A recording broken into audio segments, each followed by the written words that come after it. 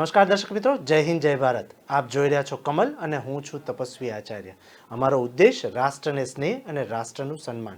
છેલ્લા 12 કલાકની નાની મોટી ઘટના સાથે હું તમારી સામે ફરી પાછો હાજર થયો છું। આજે 25 જુલાઈ અને સૌથી પહેલી વાત કરીએ તો આપણે વાત કરી દઈશું આપણે નાના મોટા સમાચારની। સૌથી પહેલી મોટી બે ઘટના કહું તો આરએસએસ દ્વારા જીએસટી લાદવાના વિરોધમાં સરકારને એક સલાહ આપવામાં આવી છે। રોટી, કપડાં અને મકાન જે છે એ સસ્તા હોવા જોઈએ। અને બીજા એક સૌથી મોટા સમાચાર કહું તો દેશમાં સતત ચોથા દિવસે કોરોનાના 20,000થી પણ વધુ કેસ બની રહ્યા છે। સરકાર દ્વારા સતર્ક રહેવાનું એક સૂચન પણ કરવામાં આવ્યું છે। મિત્રો, સમાચારની શરૂઆત કરીએ। જે ગુજરાતના નાના મોટા ન્યૂઝપેપરો છે તેનું આપણે થોડું ઘણું નાનું મોટું એનાલિસિસ કરતા હોય છે। 12 કલાકની જે ઘટના હોય છે અથવા તો સમાચાર હોય છે એ સમાચારને વિવિધ ન્યૂઝપેપરોએ આપની સમક્ષ કેવી રીતના દર્શાવ્યા છે તેનું આપણે થોડું ઘણું અર્થઘટન કરતા હોઈએ છીએ અને ફરી પાછા આપને દર્શાવતા હોઈએ છીએ। તો સૌથી પહેલાં શરૂઆત કરીએ ગુજરાતનું એક મોટું ન્યૂઝપેપર ગુજરાત સમાચાર। ગુજરાત સમાચારે જે ફ્રન્ટ પેજ ઉપર સમાચાર લીધા છે તે રોટી, કપડાં અને મકાનના સ્ટેટમેન્ટને લઈને એક સમાચાર આપેલા છે જે ખૂબ જ મહત્વના સમાચાર કહી શકાય। દેશની જનતા માટે અથવા તો ગુજરાતની જનતા માટે ખૂબ જ મહત્વના સમાચાર કહી શકાય। એ માટે થઈને એણે ગુજરાત સમાચારે ફ્રન્ટ પેજ ઉપર એ સમાચાર લીધા। હેડિંગ સમજી અને એને સમાચાર વાંચવાનો પ્રયત્ન કરીએ તો સૌથી પહેલી બાબત લખી છે તેણે કે રોટી, કપડાં અને મકાન સસ્તા હોવા જોઈએ। આરએસએસની એક સલાહ આપવામાં આવી છે કેન્દ્ર સરકારને અને રાજ્ય સરકારને। લખ્યું છે કે જીવન જરૂરી વસ્તુઓ પર જીએસટી લાદવાના વિરોધ વચ્ચે સરકારને એક આરએસએસ દ્વારા સલાહ આપવામાં આવી છે। ડિટેલ સમજવાનો પ્રયત્ન કરીએ તો સમાચાર એવા લખે છે કે સરકારે દેશની યુવા પેઢીને વ્યવસાય તરીકે ખેતી તરફ વાળવાને પ્રોત્સાહન આપવું જોઈએ। બીજું, કૃષિ મારફત જ શહેરો તરફની આંધળી દોટ તેનાથી રોકી શકાશે। ત્રીજી વસ્તુ લખી છે કે લોકોની જીવન જરૂરી વસ્તુઓની જરૂરિયાત પૂરી કરવા સહકાર સમિતિની મોટી ભૂમિકા ભજવી શકે છે તેવું દત્તાત્રેય હોસબોલેએ જણાવ્યું છે।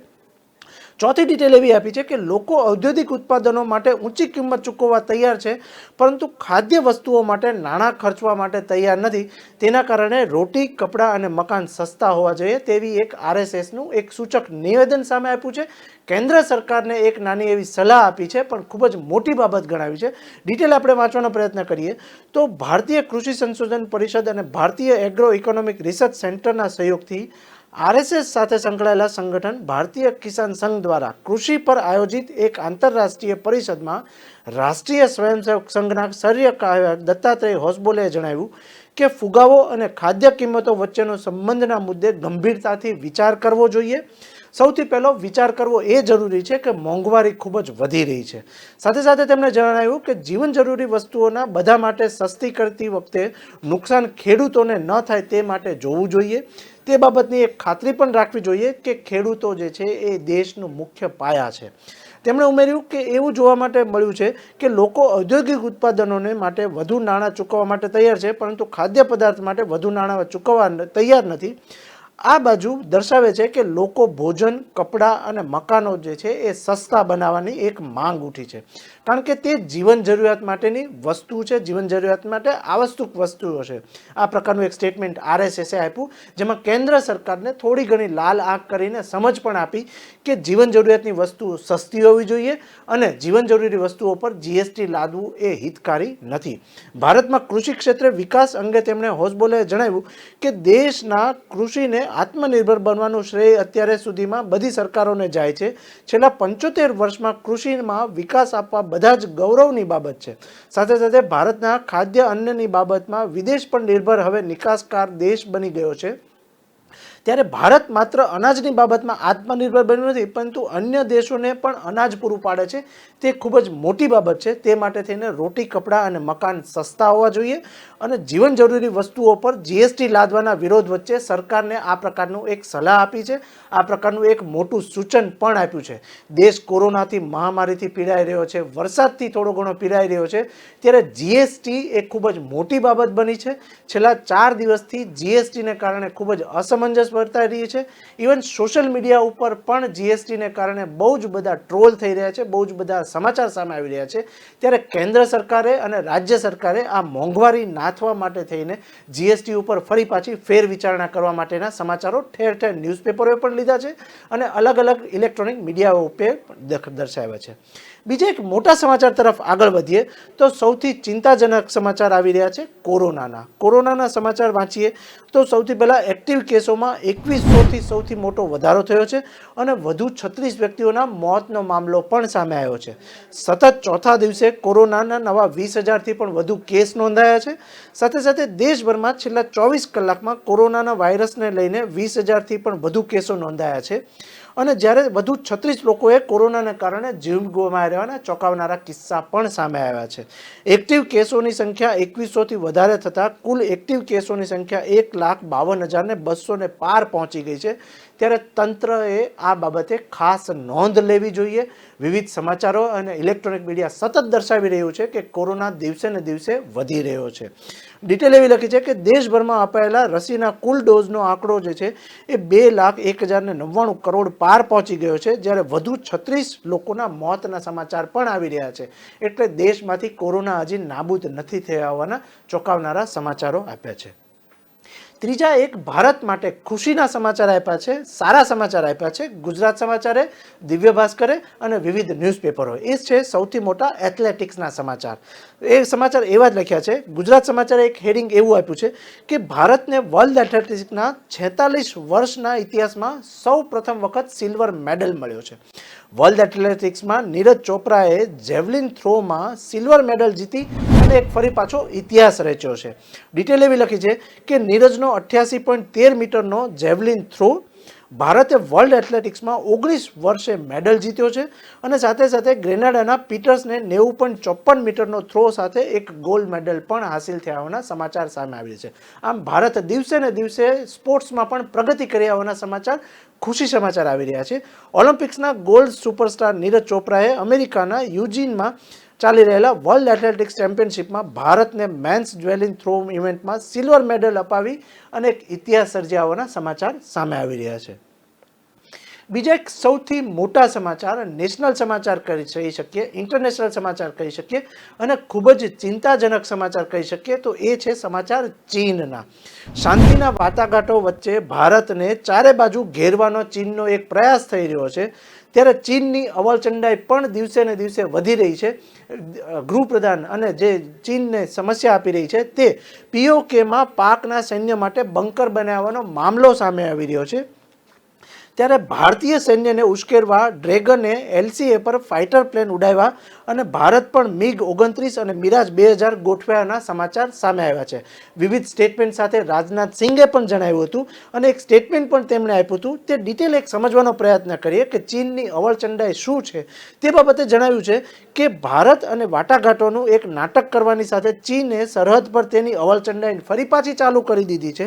ત્યારે પૂર્વીય લદ્દાખમાં લગભગ 2.25 વર્ષથી તણાવપૂર્ણ સ્થિતિ સર્જાઈ છે. પછી ચીન હવે પાકિસ્તાનના કબજા હેઠળ કાશ્મીરમાં પણ ઘૂસણખોરી કરી હોવાના સમાચાર સામે આવી રહ્યા છે. દિવસે ને દિવસે ચીન અહીં પાકિસ્તાનના સૈન્ય માટે બંકર પણ બનાવી રહ્યા હોવાના સમાચાર સામે આવી રહ્યા છે. રાજનાથસિંહ દિવસે ને દિવસે આ બાબતે ચોંકાવનારા કિસ્સા સામે આપે છે.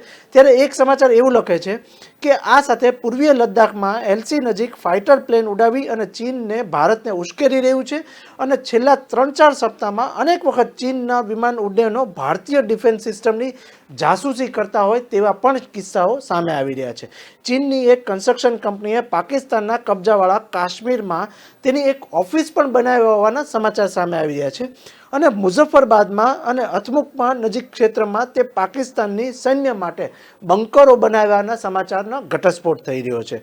પરંતુ એલઓસી પર તેણે પહેલી વખત આ પ્રકારના પ્રોજેક્ટ પર કામ શરૂ કર્યું છે અને પીઓકેના આ વિસ્તારમાં નીલમ ઘાટીથી નજીક કેસ સેક્ટરને પાકિસ્તાની સૈન્યની 32મી ડિવિઝન હેઠળ આ પ્રકારની બાબત આવી છે. બેઇજિંગના અગાઉ પણ તેના જવાનો અને મશીનોના રાજસ્થાનના બિકાનેર સામે પાકિસ્તાનની ધરતી પર મોકલ્યા હતા, જ્યાં તેમણે એક ફોરવર્ડ બેઝ અપગ્રેડ કર્યું હતું. આ પ્રકારના સમાચારો આવી રહ્યા છે અને ચીનની આ પ્રકારની અવળચંડાઈ દિવસે ને દિવસે વધી રહ્યા હોવાના સમાચારો સામે આવી રહ્યા છે. બીજા સમાચાર તરફ આગળ વધીએ તો એક ન્યૂઝપેપરે આધાર કાર્ડને લઈને એક ચોંકાવનારા સમાચાર સામે આપ્યા છે, જેમાં લખ્યું છે કે નાગરિકતા ન ધરાવતા લોકોને પણ મતદાનનો અધિકાર મળી જશે. આવું એક કોંગ્રેસનું સ્ટેટમેન્ટ સામે આપ્યું છે, જેમાં ગુજરાત સમાચારે અલગ પ્રકારનું એક સ્ટેટમેન્ટ આપ્યું, જેમાં લખ્યું છે કે આધાર ચૂંટણી કાર્ડને લિંક કરવાના નિર્ણયને સુપ્રીમમાં પડકારાયો અને આજે સુનાવણી. આ પ્રકારનું એક સ્ટેટમેન્ટ આપ્યું. વિવિધ સમાચારો અને ન્યૂઝપેપરોએ પણ આ પ્રકારના સમાચાર દર્શાવ્યા, જેમાં એક ન્યૂઝપેપર એવું લખે છે કે આધાર કાર્ડ રહેણાંકનો પુરાવો છે અને નાગરિકતાનો નહીં. ચૂંટણી કાર્ડ સાથે તેને લિંક કરવાથી ગરીબોને નુકસાન થશે તેવો એક દાવો પણ દર્શાવાયો છે. ડિટેલ ખૂબ જ મોટી છે, તો એને વધુ વિસ્તૃત રીતે સમજવાનો પ્રયત્ન કરીએ. તો આધાર કાર્ડ અને ચૂંટણી કાર્ડને જોડવાના કેન્દ્ર સરકારના નિર્ણયથી વિરુદ્ધમાં સુપ્રીમ કોર્ટમાં અરજી દાખલ કરવામાં આવી છે, જેને કોર્ટ દ્વારા સોમવારે સુનાવણી કરવામાં આવશે. સાથે સાથે કોંગ્રેસના નેતા રણદીપ સુરજવાલા કેન્દ્ર સરકારના નિર્ણયને રદ કરવાની એક માંગણીની અરજી પણ કરવામાં આવી છે, જેમાં આધાર અને ચૂંટણી કાર્ડને લિંક કરવાના નિર્ણયને ગેરબંધારણીય જાહેર કરવાની એક માંગ પણ કરવામાં આવી છે. સાથે સાથે સુપ્રીમ કોર્ટના ન્યાયાધીશ ડી.વાય ચંદ્રચૂડની બેન્ચ દ્વારા આ અંગે એક સોમવારે એટલે કે આજે એક સુનાવણી પણ કરવામાં આવે છે. ત્યારે વિપક્ષ દ્વારા કેન્દ્રના આ નિર્ણય ઘણા સમયથી વિરોધ કરવામાં આવી રહ્યો છે. તેમાં લખ્યું છે કે આધાર ચૂંટણી કાર્ડને લિંક કરવાના નિર્ણયને સુપ્રીમ કોર્ટમાં પડકારાયો છે અને આજે તેની સુનાવણી થવાની છે. જોકે આવું ન કરનાર મતદારોને ચોક્કસ કારણ આપવાનું રહેશે. કેન્દ્ર સરકારના આ નિર્ણયનો વિરોધ માત્ર કોંગ્રેસ જ નહીં, એનસીપી, શિવસેના, ડીએમકે અને બસપા પણ કરી ચૂક્યા છે. સાથે સાથે વિપક્ષનો દાવો એવો છે કે આધાર કાર્ડને ચૂંટણી કાર્ડ સાથે જોડવાથી જે લોકો ભારતીય નાગરિકતાવાળા નથી ધરાવતા પણ તેમની પાસે ફેક આધાર કાર્ડ છે તેઓ પણ મતદાર બની જશે અને આધારને ચૂંટણીનું કાર્ડ સાથે જોડવાના બિલને કોઈ પણ ચર્ચા વગર માત્ર 24 કલાકમાં જ બંને ગૃહોમાંથી પસાર કરી દેવામાં આવ્યા હોવાના સમાચારો પ્રાપ્ત થઈ રહ્યા છે. બીજા સમાચાર તરફ આગળ વધીએ તો ગુજરાત સમાચાર પેપર આપણે જોઈએ તો સૌથી પહેલા ગુજરાતમાં લંપી રોગના એક સમાચાર સામે આવી રહ્યા છે. તેમાં દિવ્ય ભાસ્કરે એક એવું સ્ટેટમેન્ટ આપ્યું છે કે અત્યાર સુધીમાં રાજ્યમાં 880 ગામોમાં લંપી રોગ વકર્યો છે. સાથે સાથે ગુજરાતમાં લંપી રોગથી 2000થી પણ વધુ પશુના મોત થયાનો મામલો સામે આવી રહ્યો છે અને તંત્ર અત્યારે દોડધામની પરિસ્થિતિમાં મુકાયું છે. 14 જિલ્લાઓમાં ટોટલ 37,121 પશુઓને લંપી રોગનો શિકાર થયા છે. 2.68 લાખ પશુઓને રસીકરણ કર્યાનો સરકારનો દાવો પણ સામે આપ્યો છે. ગુજરાતમાં આ પ્રકારનો રોગ વધી રહ્યો છે ત્યારે સમાચાર સમજીએ તો એક ગુજરાત સમાચારનું સ્ટેટમેન્ટ સૌથી પહેલું વાંચીએ તો ગુજરાતમાં લંપી રોગ ધીરે ધીરે પ્રસરી રહ્યો છે. અત્યાર સુધીમાં રાજ્યમાં 880 ગામોમાં લંપી રોગને દેખા દીધી છે અને કુલ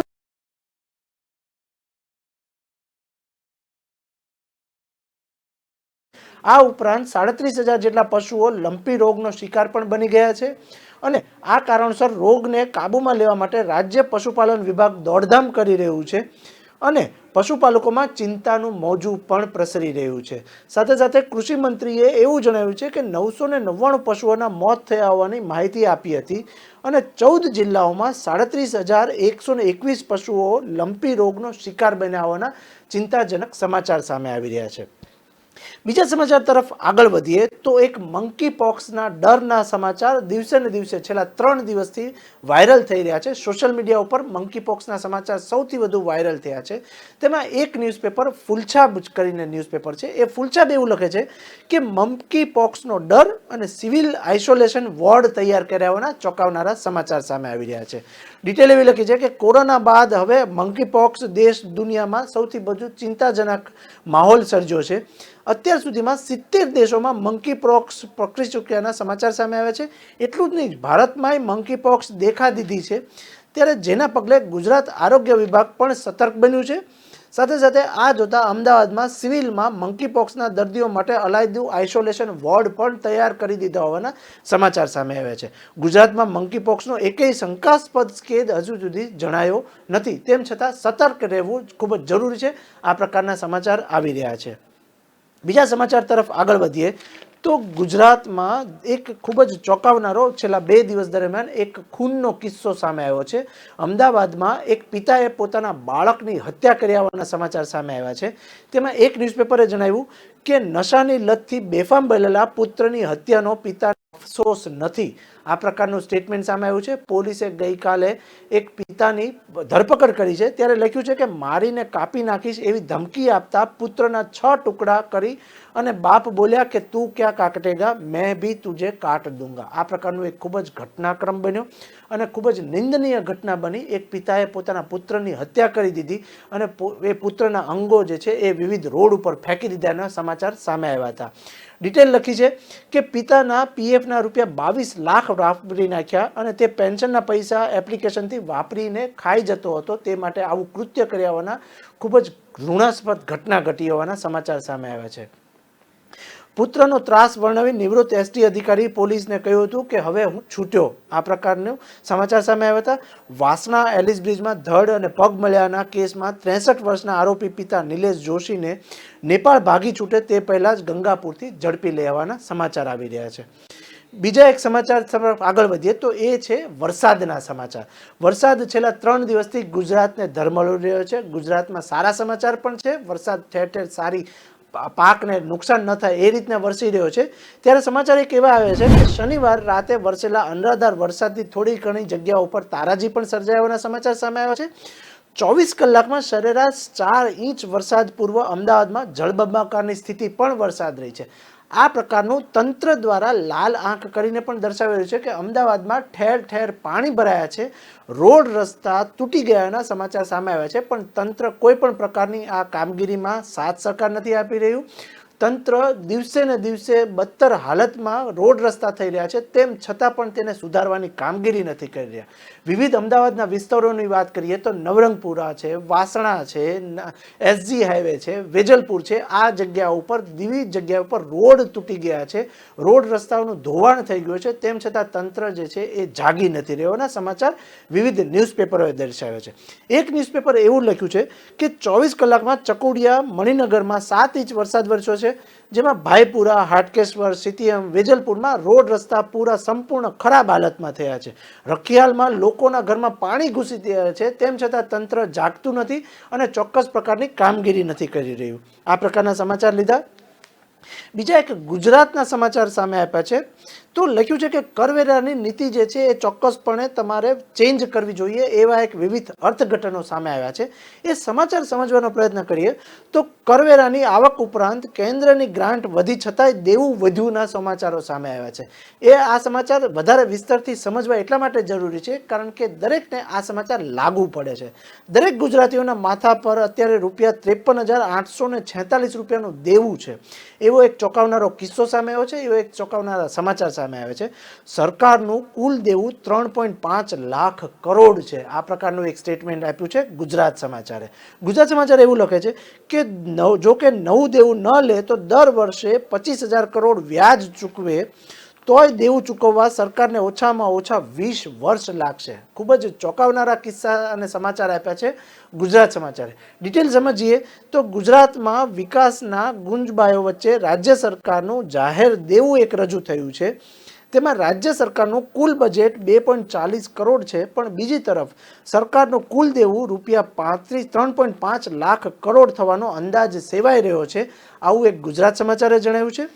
તે જોતા આજે પ્રત્યેક ગુજરાતીના માથે 53,846 રૂપિયાનું દેવું કહી શકાય છે. એટલું જ નહીં, રાજ્ય સરકાર વિકાસના કામોના બહાને વધુ 51,000 કરોડનું દેવું લેવાની તૈયારીમાં પણ છે.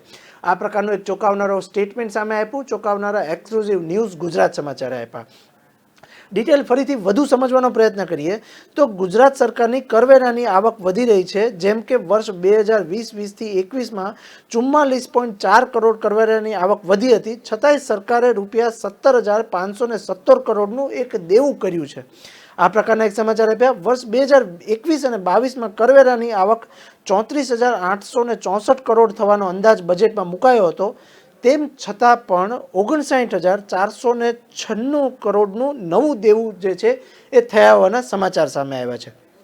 વર્ષ 2022-23માં કરવેરાની આવકમાં ₹35.51 કરોડ થવાનો અંદાજ મુકાયો છે, ત્યારે સરકાર ₹51,101 કરોડનું દેવું લેવાની તૈયારીઓ કરી હોવાના સમાચાર ગુજરાત સમાચારે લાસ્ટ પેજ ઉપર દર્શાવ્યા છે.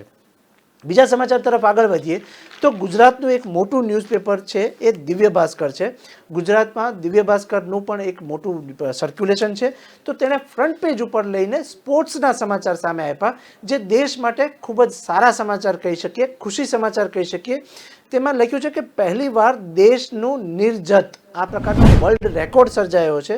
તેમાં લખ્યું છે કે વર્લ્ડ એથ્લેટિક્સ ચેમ્પિયનશિપના એક સમાચાર ખુશીના સમાચાર છે.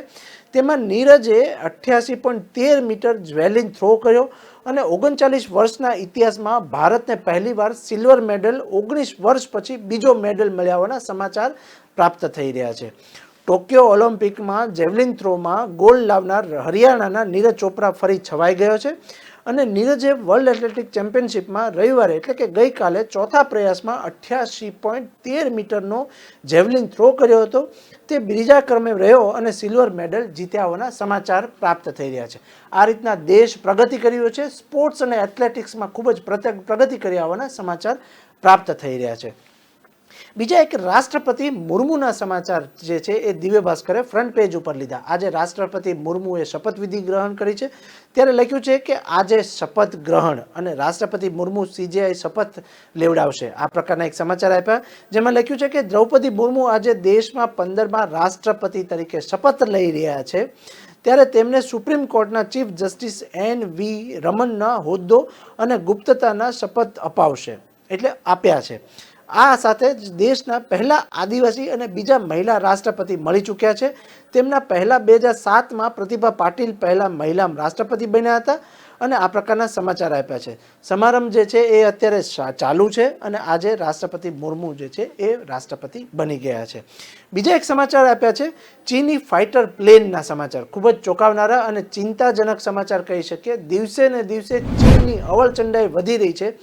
ત્યારે એક સમાચાર સામે એવા આપ્યા છે કે ચીની ફાઇટર પ્લેન 10 કિલોમીટર દૂર ઘૂસી અને અંદર ભારતની સરહદમાં ઘૂસી ગયું છે.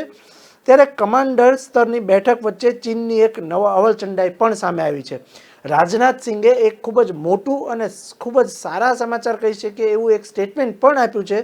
તેમાં કીધું છે કે નહેરુની નીતિઓ પર ખોટી હોઈ શકે છે, પરંતુ તેની નિયત ખોટી ના હોઈ શકે. ડિટેલ સમજવાનો પ્રયત્ન કરીએ તો રાજનાથ સિંઘે કહ્યું કે કેન્દ્રીય સંરક્ષણ મંત્રી રાજનાથસિંહે રવિવારે એટલે કે ગઈકાલે કારગિલ વિજય દિવસ પર આયોજિત એક કાર્યક્રમમાં પંડિત નહેરુ અંગે એક નિવેદન કર્યું હતું. તેણે કહ્યું કે નહેરુની નીતિઓ ખોટી હોઈ શકે, પરંતુ તેની નિયત ખોટી ના હોય.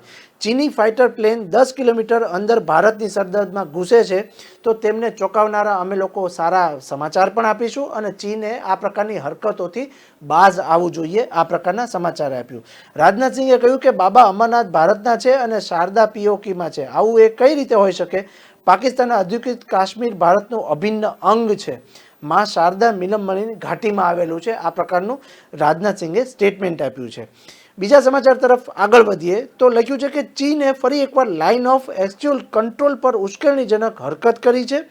ચીનના ફાઇટર પ્લેન LCO પર ફ્લાય ઝોનમાં ભારતની સરહદમાં 10 કિલોમીટર અંદર સુધી પ્રવેશ્યા હોવાના સમાચાર પ્રાપ્ત થઈ રહ્યા છે. સૂત્રો અનુસાર જણાવ્યા અનુસાર ચીનના ફાઇટર વિમાને LOC નજીક 10 કિલોમીટર સુધી અંદર ઘૂસી અને રીતસર ભારતની ઉશ્કેરણીનો પ્રયાસ કરી રહ્યા હોવાના સમાચાર સામે આવી રહ્યા છે. બીજા એક સમાચાર તરફ આગળ વધીએ તો એક રાજનાથ સિંઘે જે સ્ટેટમેન્ટ આપ્યું છે એ સમાચાર હું જણાવું તો એક ન્યૂઝપેપરે એવું જણાવ્યું છે કે નહેરુની નીતિની ખામી હોઈ શકે પણ નિયત પર સવાલ ન ઉઠાવી શકાય તેવું રાજનાથ સિંઘે એક સ્ટેટમેન્ટ આપ્યું છે. કારગિલ વિજય દિવસની ઉજવણી પહેલા કેન્દ્રીય સંરક્ષણ મંત્રી રાજનાથ સિંઘે રવિવારે જમ્મુ પહોંચ્યા હતા અને અહીં તેમણે 1999ના યુદ્ધમાં બલિદાન આપનાર જવાનોને યાદ કર્યા હતા. શહીદોના પરિવારોને સંબોધન કરતા સંરક્ષણ મંત્રીએ જણાવ્યું કે 1962ના યુદ્ધનો ઉલ્લેખ કરતા કહ્યું કે ચીન સાથે યુદ્ધ મુદ્દે કહી શકાય કે પંડિત જવાહરલાલ નહેરુની નીતિઓમાં ચોક્કસપણે ખામીઓ હશે, પરંતુ તેમની નિયત પર સવાલ આપણે ઉઠાવી ન શકીએ. એ પ્રકારનું એક સ્ટેટમેન્ટ સામે આપ્યું હતું, જેમાં લખ્યું કે રાજનાથસિંહે કારગિલ જવાનોને યાદ કરતા કહ્યું કે આપણા સૈન્યના જવાનો જ્યારે જરૂર પડી છે ત્યારે સૌથી સારું પ્રદર્શન આપ્યું છે અને સર્વોચ્ચ બલિદાન પણ આપ્યું છે. ત્યારે તેમણે જણાવ્યું કે પોતાનું સર્વોચ્ચ બલિદાન આપ્યું છે અને હું એ બધા જવાનોને નમન કરું છું. જેમણે કહ્યું કે 1999ના યુદ્ધમાં બલિદાન આપ્યું હતું. રાજનાથસિંહે આ સમયે ચીન સાથેના 1962ના યુદ્ધનો પણ ઉલ્લેખ કર્યો હતો અને સાથે સાથે નહેરુનો પણ ઉલ્લેખ કર્યો હતો. તેમણે જણાવ્યું કે નહેરુની નીતિ ખોટી હોઈ શકે છે પણ નિયત ખોટી ના હોય. ભારત દુનિયાના શક્તિશાળી દેશોમાંનું એક છે. રાજનાથસિંહે ઉમેર્યું કે સંરક્ષણ ક્ષેત્રમાં આજે ભારત આત્મનિર્ભર બન્યું છે અને ભારત બોલે છે પણ તો દુનિયા સાંભળી રહ્યું છે. આ પ્રકારનું સ્ટેટમેન્ટ આપ્યું રાજનાથ સિંઘે. જમ્મુ કાશ્મીરમાં પક્ષના કાર્યકરોને વિધાનસભાના ચૂંટણી માટે તૈયાર રહેવા પણ રાજનાથ સિંઘે જણાવ્યું હતું. બીજા એક સૌથી મોટા સમાચાર કહીએ તો નીતિન ગડકરીના સમાચાર વિવિધ જગ્યાએ વાયરલ થઈ રહ્યા હોવાના સમાચાર સામે આવ્યા છે. તેણે પણ એક ખૂબ જ સુંદર અને ચોંકાવનારા સ્ટેટમેન્ટ સામે આપ્યું છે. તેણે બોલ્યા કે દેશમાં લોકતંત્ર માટે મજબૂત કોંગ્રેસની જરૂર છે. આવું નીતિન ગડકરીએ સામે ચાલી અને બોલ્યા. ડિટેલ સમજીએ, કારણ કે એણે કોંગ્રેસની જરૂર છે એવું એક સ્ટેટમેન્ટ સામ્યું અને તેનું સ્ટેટમેન્ટ વિવિધ સોશિયલ મીડિયા ઉપર પણ વાયરલ થયું છે. તો સમજીએ આ સમાચાર. ભારતના અનેક નેતાઓ દેશમાં મોટાભાગની સમસ્યાઓ માટે કોંગ્રેસ પર દોષનો ટોપલો ઢોળે છે તેવું નીતિન ગડકરીએ એક સ્ટેટમેન્ટ આપ્યું, જેમાં કહ્યું કે કોંગ્રેસ મુક્ત ભારતની વાતો કરી રહ્યા છે. એવા સમયમાં કેન્દ્રીય મંત્રી નીતિન ગડકરીએ તાજેતરમાં એક કહ્યું કે દેશમાં લોકતંત્ર માટે કોંગ્રેસનું મજબૂત હોવું ખૂબ જ જરૂરી છે અને સતત ચૂંટણીમાં હારનાર કોંગ્રેસ સતત ફરીથી મજબૂત બને અને પક્ષના નેતા નિરાશ થઈને પક્ષ ના છોડે એવી મારી એક ઈચ્છા છે અને દેશના મુખ્ય વિરોધ પક્ષ નબળો પડી રહ્યા હોવાના સમાચાર સામે આવ્યા છે. તેથી મુખ્ય વિપક્ષની જગ્યા લેવા માટે પ્રાદેશિક પક્ષો આગળ આવી રહ્યા છે. દેશ માટે આ સમાચારના અને લક્ષણો સારા નથી એવું એક ચોંકાવનારા સમાચાર સામે આપ્યા હતા. તેમણે કહ્યું કે દેશમાં લોકતંત્ર માટે મજબૂત કોંગ્રેસ હોવું ખૂબ જ જરૂરી છે. બીજા સમાચાર તરફ આગળ વધીએ તો ગુજરાતનું એક મોટું ન્યૂઝપેપર કહી શકાય એ છે સંદેશ. સંદેશ પણ ખૂબ જ બહોળી પ્રસિદ્ધિ ધરાવતું સમાચાર પત્ર છે. તેણે જે ફ્રન્ટ પેજ ઉપર સમાચાર આપ્યા છે તે વરસાદના સમાચાર આપ્યા છે. સમાચાર વાંચવાનો પ્રયત્ન કરીએ તો લખ્યું છે કે ગુજરાતમાં મેઘમહેર યથાવત અને સુઈ ગામમાં 7 ઇંચ વરસાદ પડ્યા હોવાના સમાચાર પ્રાપ્ત થઈ રહ્યા છે. રાજ્યભરમાં સાર્વત્રિક સારો વરસાદ પડી રહ્યો છે. આગામી 2 દિવસમાં ઓરેન્જ એલર્ટના પણ સમાચાર છે. ત્યારે વલસાડમાં 5.88 ઇંચ, થરાદ અને ભાભરમાં 6 ઇંચ પાણી પડ્યા હોવાના સમાચાર પ્રાપ્ત થઈ રહ્યા છે. રાજ્યભરમાં છેલ્લા 2 દિવસમાં સતત પડી રહેલા વરસાદને કારણે અનેક શહેર તરબતર થઈ ગયા છે. ત્યારે શનિવારે સાંજથી શરૂ થયેલા મેઘમહેર ગઈકાલ સુધી પણ યથાવત રહ્યો હતો.